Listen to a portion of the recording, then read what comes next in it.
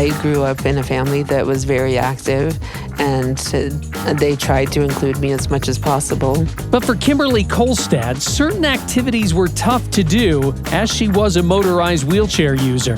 They tried to include me as much as possible, but we just didn't have access to adaptive recreation. And so as much as I was included, there was times when I watched them from the sideline. Then, at an expo in her home state of Arizona, Kim discovered that downhill skiing might actually be an option for her. I've never done anything like it before. And so they took me up to the top of the mountain, and he showed me how to use the Tetra ski, and he was like, okay, it's your turn, go. And it's the first time I flew. And I never looked back. Like, it was the best thing in my entire life that I have ever done. And I've been skydiving, and I thought that was pretty great, but this is 10,000 times better. And it was all made possible thanks to the University of Utah's Trails program. I feel like my life began when I met Trails and was able to be introduced to the outdoors. Just because the mental health aspects of it and the health aspects of it and everything that's related to being outdoors and being able to be active is life-changing. This is the Big Stories Podcast, where we tell the amazing and inspiring stories from across the Big 12 Conference. I'm your host, Cleon Wall. I wouldn't have learned about the Trails program, Kim's life-changing trip on the Tetra ski, or even met her dog Aspen, if the Big Stories team hadn't discovered another incredible tale about the person in charge of it all. It's just an amazing, positive challenge. So let's introduce you to Tanja Kari and the wonderful work she and her team are doing through Trails. That's technology, recreation, access, independence, lifestyle, and sports. I'm a 70s kid, born in Finland. Like, winters were great at that time. We didn't have a TV, we didn't have a car, we didn't have any technology or cell phones, but what we had was tons of snow and a lot of nature. And I just loved skiing. Tanja was proficient in cross-country skiing. I would just ski every time I had a chance to ski. And I would even ride my bike to school in the morning, put my skis and pole on my kind of armpit here and ride my bike to school so that I can ski during every recession those days. Tanya's first race came when she was 6, lining up with the other kids at her elementary school. Her teachers didn't realize just how good she was, so they put her at the end of the lineup, assuming she wouldn't be passing anyone. However, I ended up having to pass absolutely everyone in front of me. So I will never forget that race. And I remember when it was time for prize-giving ceremonies and they laid out the times, everyone were kind of quiet and their mouth open. The surprise wasn't just that she won. Tanja did it only using one ski pole in her left hand because she really doesn't have a right hand. I was born with this. I have a little bit of an arm left below the elbow, but that's it. I have a little stutter of a palm here. The fact that I have an elbow is everything. It's so minimum. This impairment, limb deficiency, however we want to call it. It didn't slow her down as a kid. I don't think I really even thought about it. I was climbing trees. I was doing all the sports, everything from hockey to track and field to basketball to cross-country skiing. I was always the best at the school in elementary school. As Tanja got older, she started to doubt herself. Certain sport clubs were not that interested in supporting this skier who probably didn't have the chance to beat the able-bodied skiers. And you know, obviously those kind of things give you a little bit of hesitation and make you perhaps question yourself a little bit. But I got over that pretty fast too. The more Tanja raced, the stronger she became. And again, all of this happened with able-bodied athletes in Finland. And then came the big milestone. She qualified for her first Paralympics. 1992 in Albertville, France. There's something unique in the Paralympics that no one else can have. And it is, people have had such kind of a diverse ways of getting there. Tanja won 2 gold medals at her very first games, and she didn't stop there. 94 Lillehammer, 98 Nagano, and 2002 Salt Lake City. Across 4 Paralympic Games, she claimed 10 gold medals. 3 came at the Winter Games in Utah. At that point, I was on the peak of my athletic career. Like, that was the best conditions I had ever been and I would ever be, as it turns out, because I retired after that. Tanja also met the love of her life at her final games. My partner was volunteering at the Soldier Hollow venue during the games, and after my very last race, we started talking and we got in touch later on over email. Her name is Sue Sandwick, so Hi to Sue. All right. Sue moved to Finland, but both of them knew Utah would be home again someday. Then, while they were at the 2004 Summer Paralympic Games in Athens, they ended up sitting right beside one of Sue's friends. They knew each other from the rehabilitation center in Salt Lake City, Utah, University of Utah Rehab Center. That meeting eventually led to Tanja being offered a job with the University of Utah Health System. This is how things just started to happen like a snowball. Tanja has worked at the U since 2005, and today her office sits inside the Craig H. Nielsen Rehabilitation Hospital. Craig H. Nielsen was a graduate from the University of Utah, sustained spinal cord injury later on. Neilsen spent the rest of his life using a wheelchair, but in 2002 he launched a foundation to support programs and research aimed at improving the lives of people with spinal cord injuries. That foundation later donated more than $47 million to help build the rehabilitation hospital that now bears his name. We obviously see all kinds of patients. So we have a stroke floor, we have a TBI floor, traumatic brain injury, we have amputees, we have spinal cord injury. So we see it all. This is mostly inpatient hospital, but some outpatient services as well. The hospital even includes a gym, something Tanja and Kim Kolstad proudly showed me when I visited. We have physical and occupational therapy going on right now. So there's people that are working on traumatic brain injury tasks, so reworking their brains. We have a lift, it's called a 0G, and it helps people that have very little movement in their legs be able to walk a little bit, relieve some of the weight, and then adds it back as they get stronger, so that they can practice moving their legs.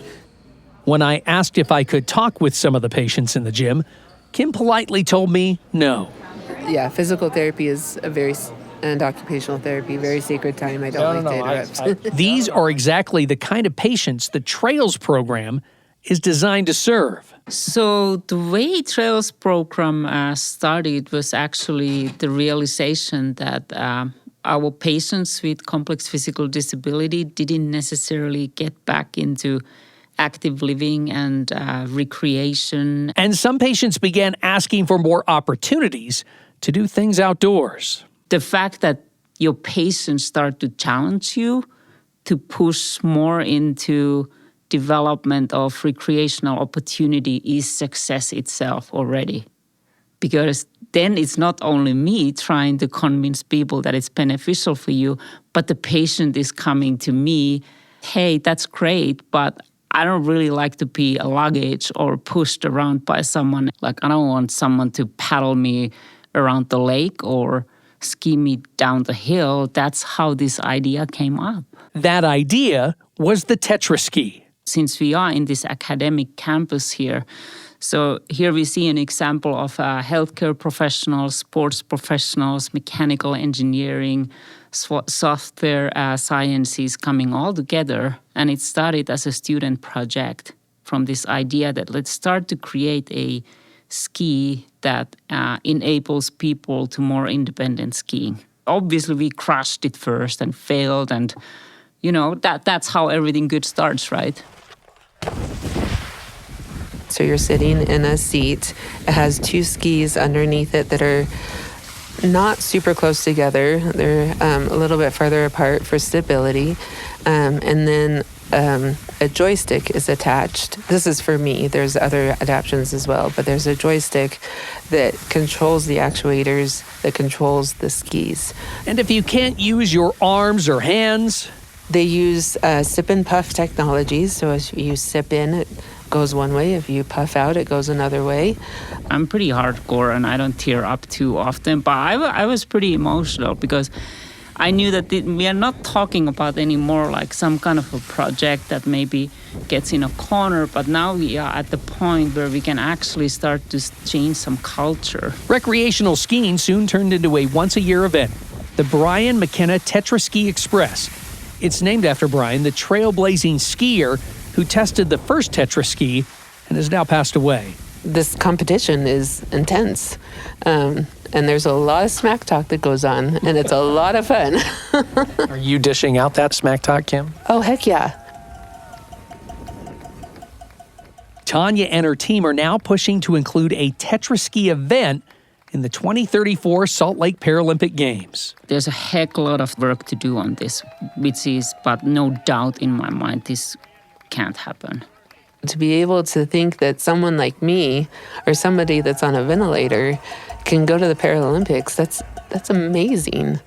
While Kim dreams about the possibility of Paralympic glory, she's also helping others return to everyday life as a licensed clinical social worker at the hospital. I work specifically with spinal cord injury patients that have life-changing and altering experiences where they are now figuring out life on a whole new level, either from a wheelchair or power wheelchair, whatever it looks like. And I help them figure out that life can still be very meaningful. One of my favorite things is to help them see that life is possible, but then see that light bulb go on back in their eyes when they see, especially working with trails and showing them that being outdoors is still possible. I did have one patient this last summer that struggling quite a bit, actually, and was on a ventilator and didn't think that there was much hope to be able to do much of anything. And with the team of trails and our respiratory therapists, we got him out on a bike. And seeing his, again, the light in his eyes, that's huge for me. But we were able to get him more engaged. After that, he participated better in therapy. He got off the ventilator. And I hope now that he is participating in adaptive recreation wherever he is. That's what keeps me going, is being able to see that light come back on and realize that they can still do what they want to do. Just like Kim. I love to mountain bike. Every summer, I spend my summers in the mountains on a mountain bike. I love to wake surf. That's something, I have my own very custom wake surf board that I got from Soulcraft. So love to do that. Sailing, I do the sailing if I can. Last year, I was able to participate and do the Salt Lake Marathon in an adaptive bike. And so, wow, never thought in a million years that I'd be able to do a marathon myself, but trails made it possible, and they made all the adaptations to the bike that I needed to be able to do that. When Kim left to counsel some of her clients, Tanja brought me down to the hospital's garage. It turned out to be much more than a parking space. It housed a full mechanical shop. You wouldn't expect this at the hospital, would you? No, this is amazing. Yeah, so this is actually where all of the parts for the Tetra skis and the sailboats are built. So when we started to develop the Tetra ski with an engineer student, we ended up then hiring that student who now works with us. And his initial student project is now global product. They're even working on a new ski design, the kind of innovation that would make Tanja proud. This is eventually going to be a tetrified cross-country ski. So we have it on this electric scooter with some adaptive seating that is going to be further developed.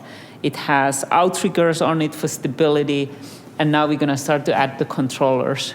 So this is the next step.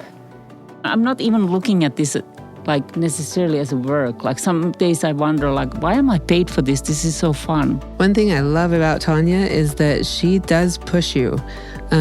Even me, I have times where I'm like, I don't know that I can be an athlete, and how am I supposed to do this in this condition? And she's like, why not?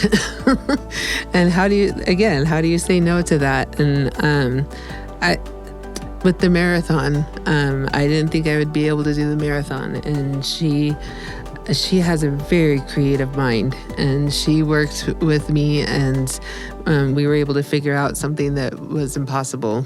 And that's what she does with trails. Everything is impossible until it's not with Tanja.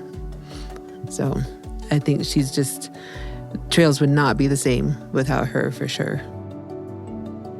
This episode was produced by Brandon Thorpe.